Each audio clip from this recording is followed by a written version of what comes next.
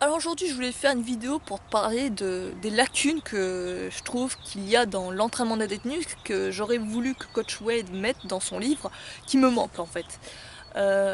C'est pas vraiment en fait une critique du bouquin, enfin je sais pas si ça va être une critique, tu me diras, mais en tout cas je te montre juste les aspects que je trouve qui manquent dans cette méthode que j'adore.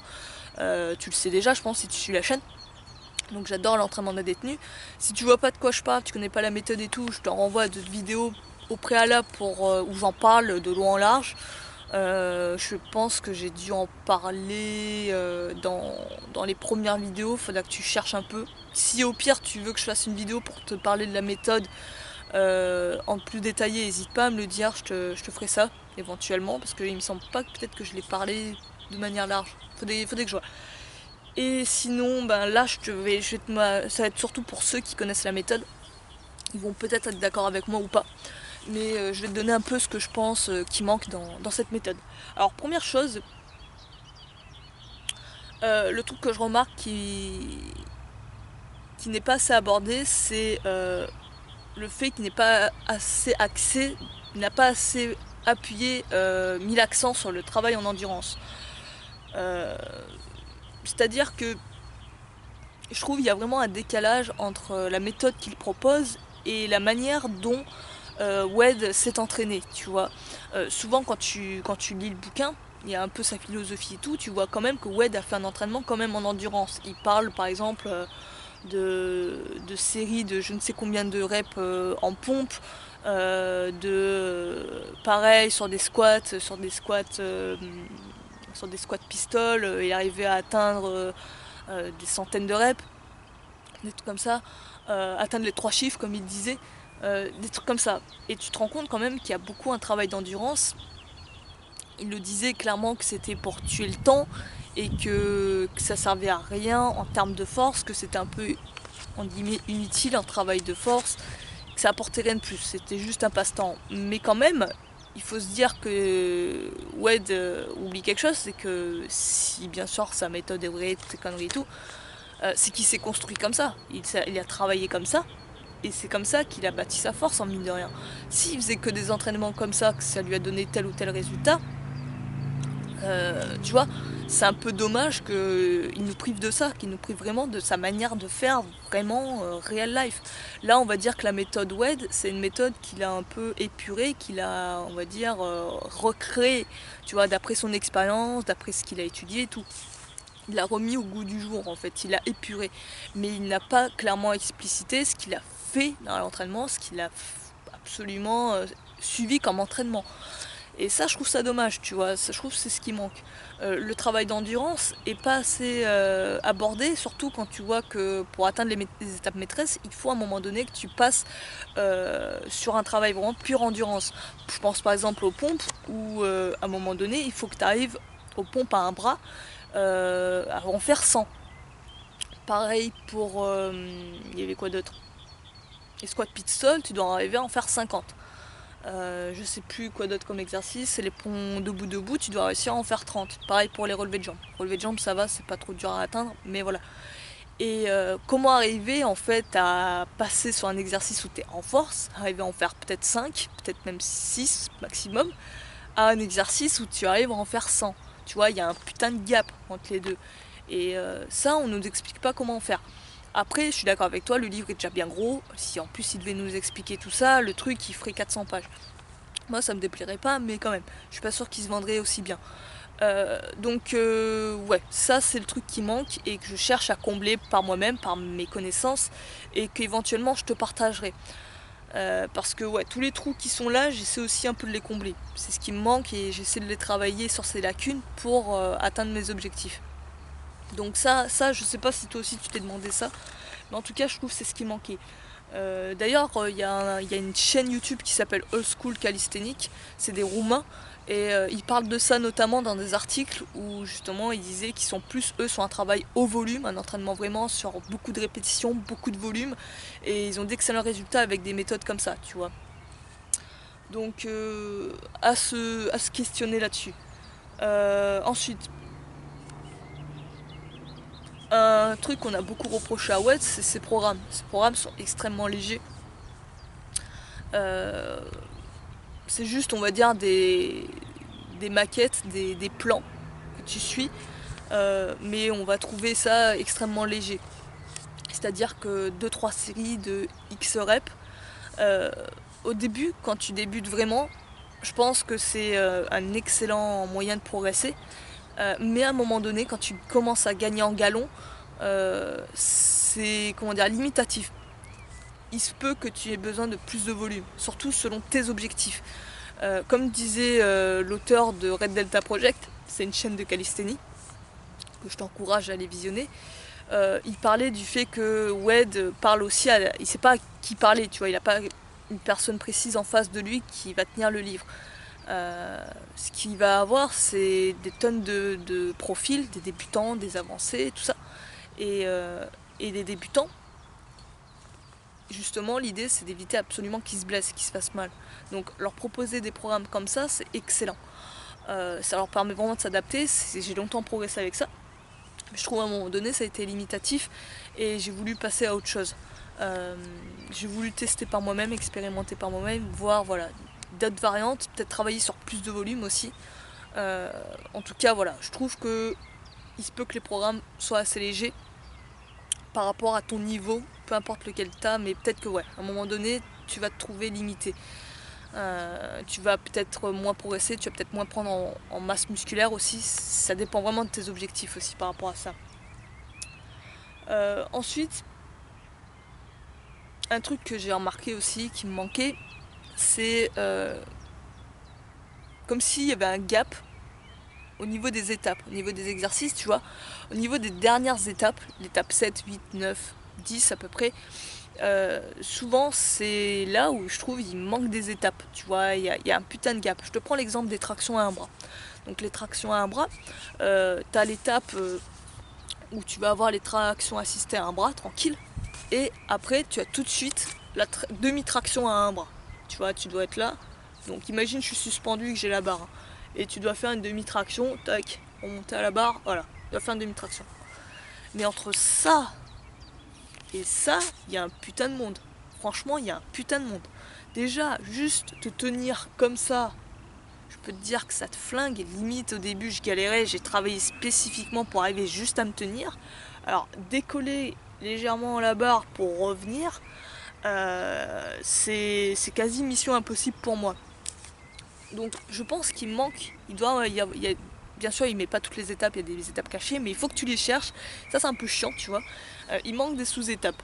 Alors, tu peux éventuellement, moi j'ai pensé, tu vois, baisser la main. Plus tu baisses la main, tac, tac, tac, plus tu vas en fait, comment dire, plus tu vas augmenter la difficulté de l'exercice.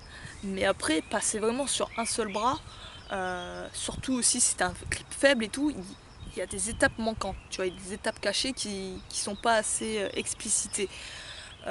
C'est pareil avec les pompes à un bras. Les pompes à un bras, tu passes des demi-pompes à un bras aux pompes assistées à un bras avec le bras tendu. Euh, et tu passes après aux pompes à un bras jambes serrées. Il manque des étapes là encore, tu vois. Je pense que c'est trop. Il y a un trop gros écart entre l'étape d'avant, l'étape 9 et l'étape finale. Donc ça après tu vois, c'est à toi de le chercher, à toi de le fouiner, à de l'adapter. Ça t'apprend à être autonome, tu me diras, mais c'est ce que je remarquais aussi. Je trouve que c'était chiant sur ça. Du coup, ça fait que tu stagnes, tu poireautes pendant des temps un peu monstres sur telle ou telle étape.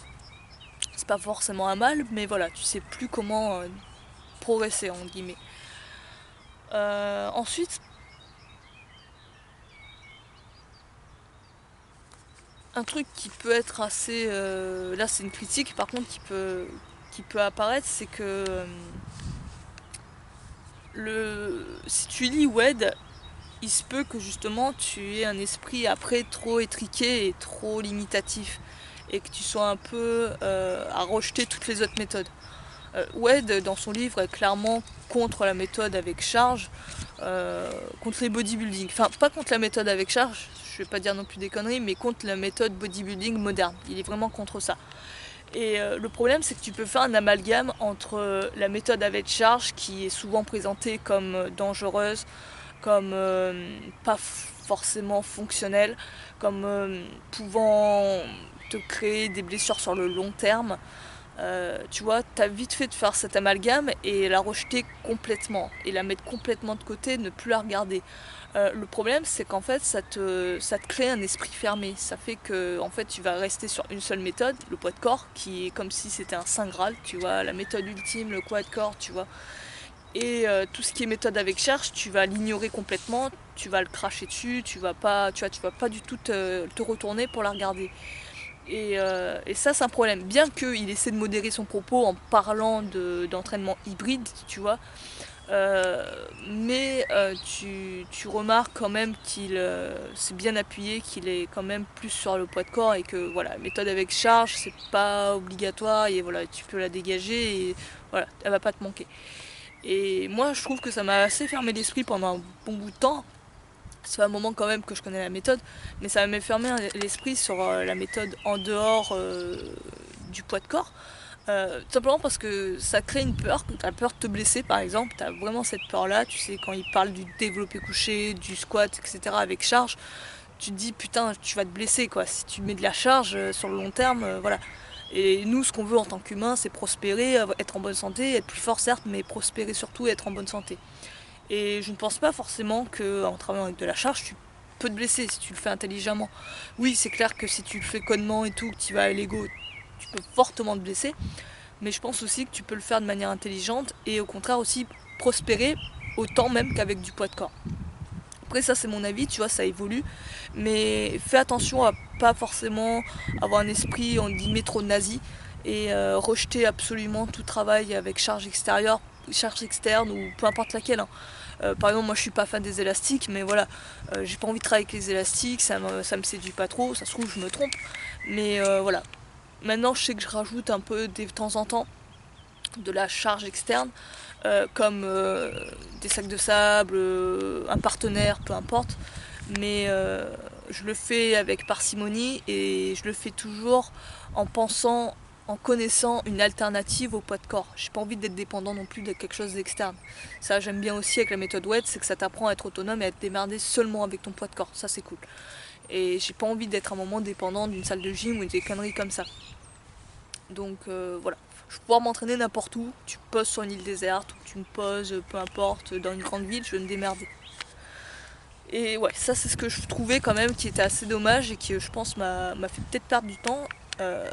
C'est la création d'une certaine peur de la charge, peut-être une phobie de la charge presque, avec la méthode WED. Donc hésite pas quand même à, quand tu lis une méthode, quand tu étudies une méthode, peu importe qui, euh, essaie toujours d'avoir l'esprit ouvert et l'esprit critique, même si la méthode elle est génialissime et tout, même si voilà l'auteur putain il a la même pensée que toi, c'est limite toi en double, tu vois, c'est ton alter ego. Essaie quand même d'avoir un esprit critique, même si on te dit ouais telle méthode c'est de la merde et tout, voilà ça franchement c'est des bouseux qui font ça. Essaie quand même de quand même aller jeter un œil du côté adverse et du côté de la critique pour voir si vraiment d'un c'est comme ça, et de deux est-ce que t'as quand même pas des choses que t'as en tiré d'une autre méthode. Ensuite je crois que je t'ai fait le tour.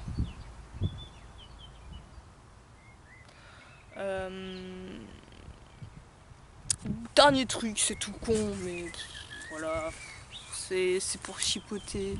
Tu sais, à un moment donné, dans les variantes de chaque exercice, hein, il te donne un exercice et après il te donne des variantes si tu veux travailler, on va dire, des exercices similaires qui travaillent la même zone musculaire, mais voilà, histoire de donner un peu de peps à tes routines. Donc il décrit des listes d'exercices et tout, mais il n'y a aucune illustration. Et il t'écrit un petit paragraphe quoi, grand comme ça, tu vois, pour chaque exercice, mais il te donne aucune illustration.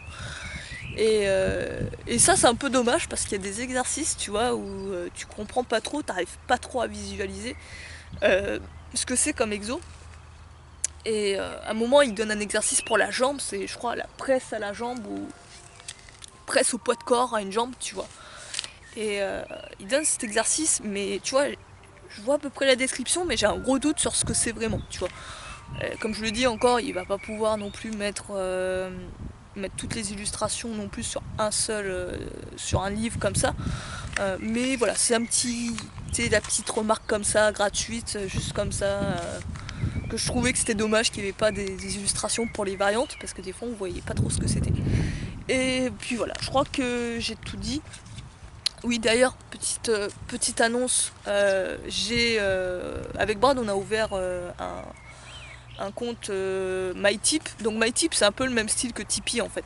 Et c'était pour te permettre, toi si tu voulais peut-être nous soutenir, mais nous soutenir alors que t'as que dalle comme moyen. C'est-à-dire que, on va dire que t'es quelqu'un qui a, on va dire, allez, t'es un gars au RSA, je dis n'importe quoi, mais tu trouves quand même on fait du bon travail et t'aimerais quand même nous soutenir financièrement, mais t'as pas assez d'argent pour toi pour nous donner des dons, pour nous faire des dons.